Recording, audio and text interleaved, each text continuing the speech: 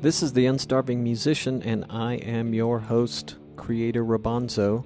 On this podcast, I speak with musicians and industry pros about things like marketing, songwriting, the creative process, touring, recording, and more, all to help me and you, other musicians, be better at all the things that help us do more of what we love, make music.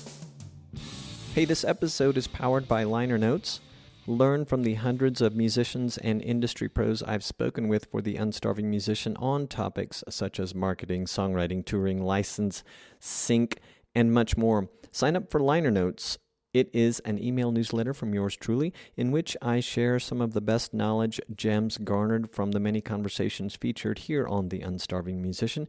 You'll also be privy to the latest podcast episodes and Liner Notes subscriber exclusives. Sign up at unstarvingmusician.com. It is free, and you can unsubscribe at any time. Welcome, iguanas, my little iguanas, musicians, music fans. What's happening? ¿Qué tal, as they say in Mexico? Hope you're happy, healthy, and feeling prosperous today and every day. Me, I'm just chilling like a music podcasting villain. I have finally, by the way, discovered the roots. I guess I should tell you about this episode really quick. It is on choosing a platform for your musician website. It's me again, just me again. I hope that's cool with you. But before I get into that, I have finally discovered the Roots, the band. I knew of them and, of course, knew of Questlove. I'm reading Questlove's book, Mo Better Blues, and not only am I getting insights into his world, but also into the world of hip-hop from its early days, from his vantage point. It's a good read, and I'm not surprised to find that I like the Roots, too. I think I'm listening to their first full-length album at the moment. Super cool. Looking forward to backing up on it. I think they had an EP before that, and then I'm sure a lot of stuff right after. Election season is upon us. Hope you're doing your part. And I hope that all the gun-toting folks who want to keep an eye on the ballot box will be chill. Just vote and let others do the same without doing weird shit like showing up at the polls with firearms. You're not going to fix anything by toting your firearms at polling places.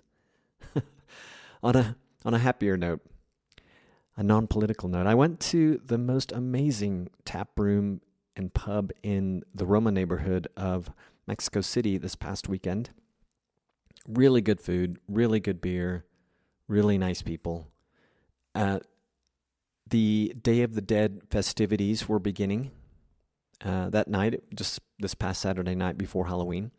Speaking of which, hordes of kids came by my house and were clogging the streets and the park across the street all night long. It was crazy on Halloween night.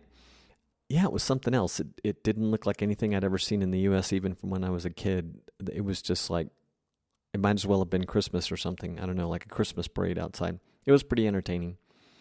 I was so worried about buying too much candy, but we had no problem dispensing that out in short order.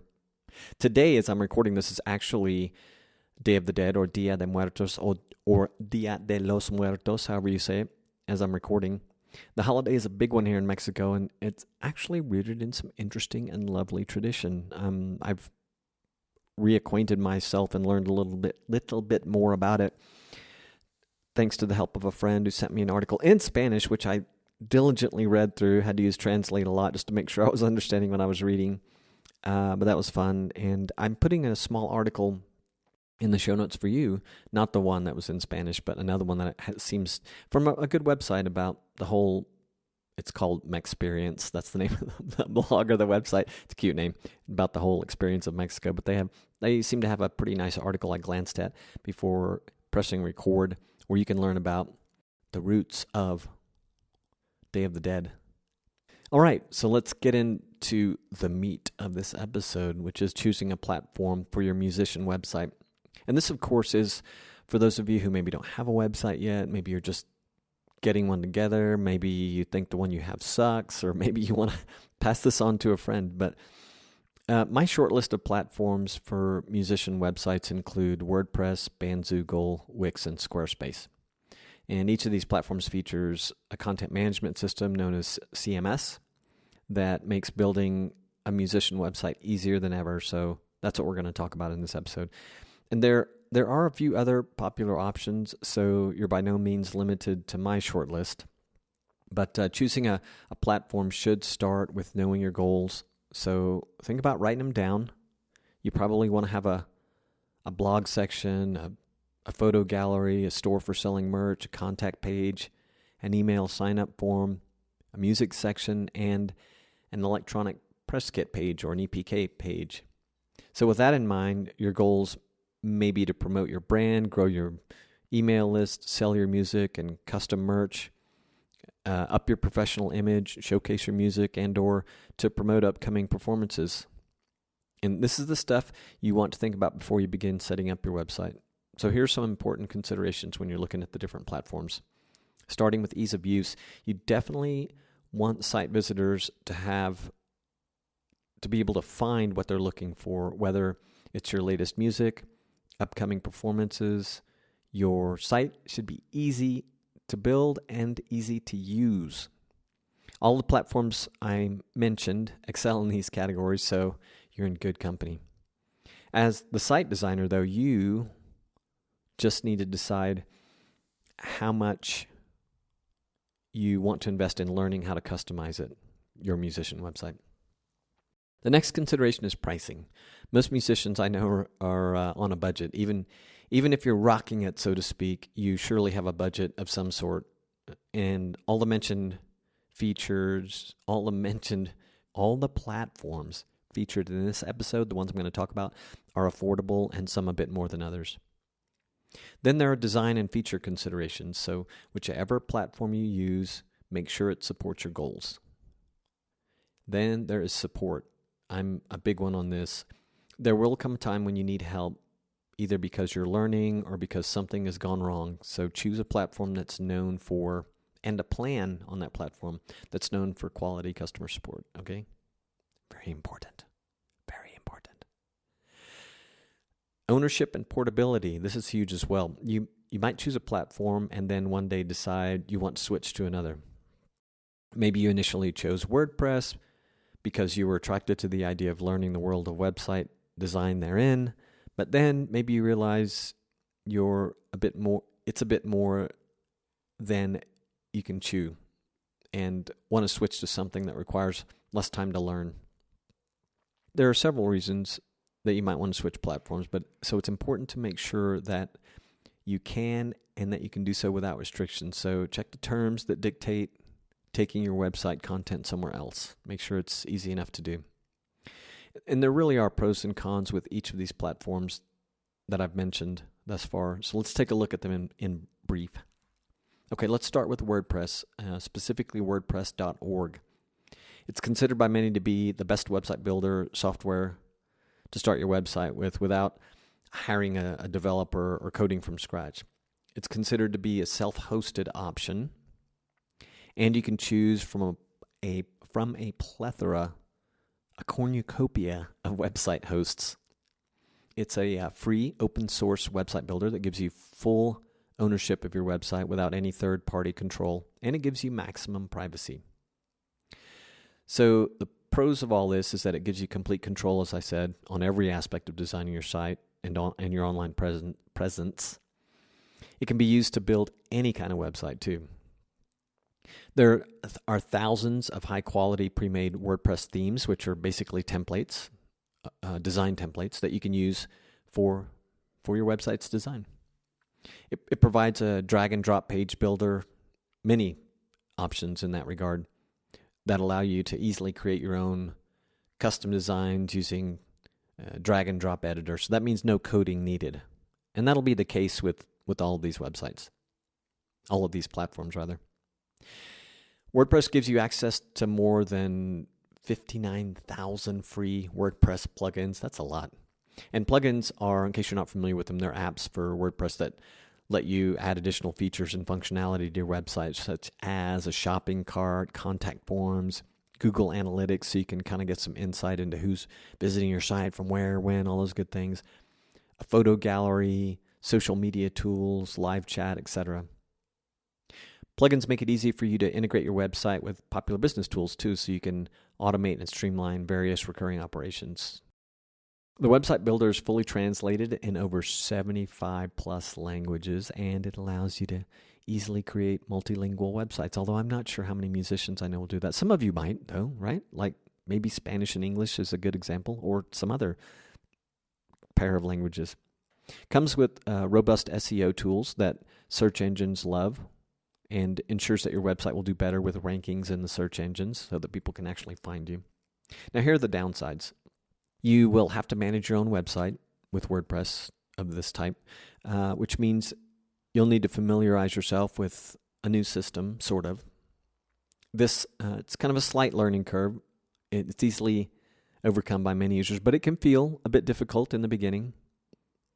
You'll also have to keep up with WordPress updates, plugin updates, and create website backups, kind of. All this can be automated by your WordPress host provider. All right, let's talk about Bandzoogle. I mentioned these, I think, in Bandzoogle in every episode. They've been an affiliate partner of mine for the podcast. I think, well, not the exclusive one, but darn near it. Bandzoogle, as they say at Bandzoogle, was built by musicians for musicians. There really aren't any coding skills required. It has a drag and drop visual editor for customizing layouts, editing, and rearranging your website content on the fly. And you can add images, text, and other features to your page in 1 or 2 clicks. There's easy switching between templates, the design templates, so you can change templates at any time without affecting the content and save your custom designs for later as you're working on it. Bandzoogle and other platforms of its kind have taken the approach of somewhat limiting options that you have in terms of the designs and features, which can be a good thing in that it can keep you from getting overwhelmed or in over your head or simply in a place where you're mucking up your site. But wait, there's more.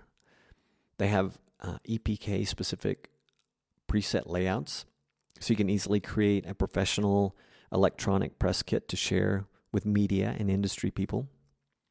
It connects with musician services you already use to make building and managing your site easier. Features selling tools that'll help you earn, revenue as an artist. You can sell directly to fans commission-free. That's a really good one. You'll be able to sell music, merch, tickets, subscriptions, crowdfunding. And it has built-in promotional and marketing features for email, SEO, and socials. The tech is, for the most part, all managed by the Bandzoogle team. They offer a custom domain and hosting services, so you don't have to worry about those being procured in different places. They have a good support team as well. So the upsides, performance and speed. Bandzoogle has a cloud infrastructure, and it's built to provide high performance for heavy design websites. It has the ability to quickly render video and graphics, which will be important to you on your musician website. It's e-commerce ready. The basic plan supports most of the rudimentary features required for a music website, and all the plans have support for e-commerce. You can sell music downloads easily using this feature. There's a built-in mailing list feature with a minimum of 100 and it's probably a maximum of 100 fan subscribers for the basic plan, but you can quickly connect with them using the email feature that's built in. I'm not really crazy about mailing list features that are built in. If I'm being honest, they are convenient, but more advanced email marketers will want to include a separate service such as my favorite ConvertKit or something like MailChimp, also a great email marketing service. But if you want to keep it simple, this built-in feature is fine. And I believe the way it works with them is you've got like a 100 fan subscriber thing for the basic plan, but you can upgrade it so you can have more. So press kits, I mentioned that.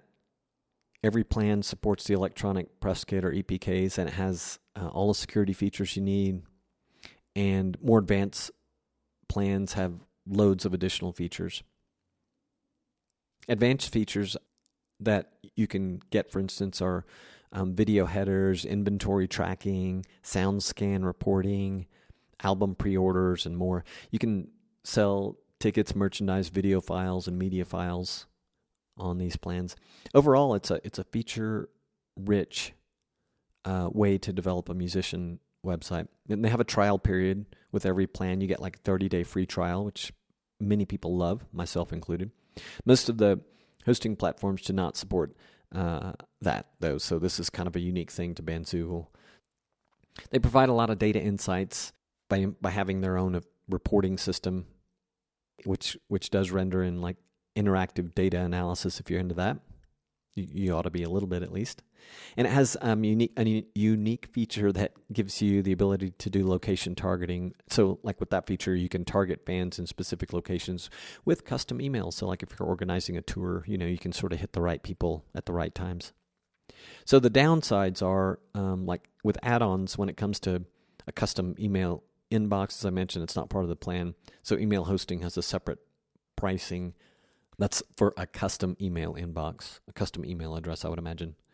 None of the plans support multi-websites. So if you have multiple sites, maybe you're an artist and a musician, or you've got like multiple music projects, the last I knew it was separate pricing for that type of thing, and you'd need to get in touch with like an account specialist. It's not as flexible for design due to the like smallish number of template options and sort of limited design features. But overall, it's a great platform. So for the remaining platforms, I'm going to talk just about the downsides, because they mostly have features that you could incorporate either using the WordPress, self-hosted WordPress, or Bandzoogle. But let's start with Wix. So I'm just going to do the cons. So just kind of assume the good things I've mentioned with Wix. But the last thing I read said that mobile loading speeds are a problem. So although they've made big strides in improving loading speeds, it's something that hadn't gone unnoticed by Google apparently, and they still need a bit of work. And many of their templates rely on graphics and media to look good, and it's sometimes a compromise between aesthetics and performance. So that's why I guess they have this issue. The templates cannot be easily changed. So once you've chosen your initial Wix template, you can't switch to a completely new one. You can change the design within the template, but it's not possible to pick an entirely new one, at least on the latest things that I had read. And then on to Squarespace.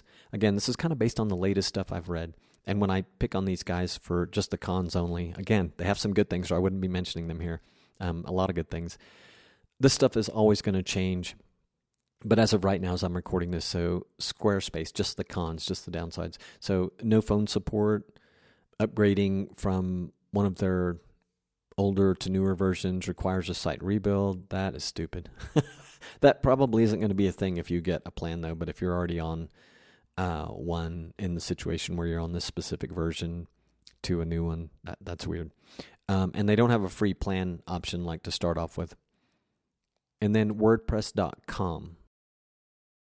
So this is not to be confused with, I don't think I wrote this down. I hope I'm going to say it properly, but WordPress.com is not to be confused with the self-hosted version of WordPress that you would learn about at WordPress.org. WordPress.com works more or less like the guys like Bandzoogle, Squarespace, and Wix in that they are your host. Okay, so with WordPress.com, you're not allowed to sell ads on your website. I don't know that you want to be selling ads on your website anyway, but if you run a high-traffic site, you can apply, however, for an advertising program that they have, and like the premium and business plan users can take advantage of that without applying for it. But another downside is you can't upload plugins like on the self-hosted version of WordPress. Free plan users get built-in Jetpack, which I'm not a huge fan of, but it's got a ton of features. It's pre-activated on the site. It's not bad. I just find it like in the self-hosted WordPress world, Jetpack seems to adversely impact performance, and I don't know. It's just got a lot of stuff included with it. It's kind of heavy, code heavy, I guess is the way to say it. But business plan users can install from a selection of compatible plugins for $300 a year, which is not bad. And the WordPress.com VIP program lets you install plugins, and it starts at about $5,000 a month. Wow, that's a lot. I don't know any musicians that would be choosing that plan. But you can't upload custom themes. The free plan users can only install from the limited free themes collection. Premium plan users can select from some more premium themes. And there are limited customization options for the free version. The premium and business users have more custom and styling options. And you're restricted to their stats, so you can't add Google Analytics, which you may or may not be familiar with, but it's sort of the de facto most awesomest tool for getting website stats to find out where your traffic's coming from and sort of get all the in-depth skinny on that. You can't build membership websites with WordPress.com, and I do know that some musicians build membership websites, although most of the ones that I've met or talked to use third-party sites like Patreon to foster that kind of thing. Okay, I should have acknowledged at the very top, so that's all I'm going to cover on these platforms. If you didn't listen to choosing a domain for your musician website and the prior episode in the series, I'll put links in the show notes to those. I think if you found this interesting, please go back and check out the other episodes. I'm going to mention a few sources here from which I got the bulk of this information, and that is wpbeginner.com, bandzoogle.com, hostingpill.com, tooltester.com, and forbes.com. I'm going to put specific links to articles, great articles that they had available for me to share information from, for you, to you, with you. Anyway, that is it. I hope you found this informative. This episode was powered by Bandzoogle, the platform for musicians and bands to build a great website, manage direct-to-fan marketing and sales. Bandzoogle features great design options, a commission-free store to sell music, merch, and tickets, and so much more. Try it free at bandzoogle.com and use the promo code ROBONZO, ROBONZO, to get 15% off your first year. And I'll put a link to all that in the show notes, of course. If you love what I do, if you find value in what I do here on the podcast, please visit unstarvingmusician.com/crowd sponsor or the show notes for this episode to learn about options for offering your support. The Unstarving Musician accepts direct financial support, and we very much appreciate it, but there are several other ways to support the podcast and help keep it going.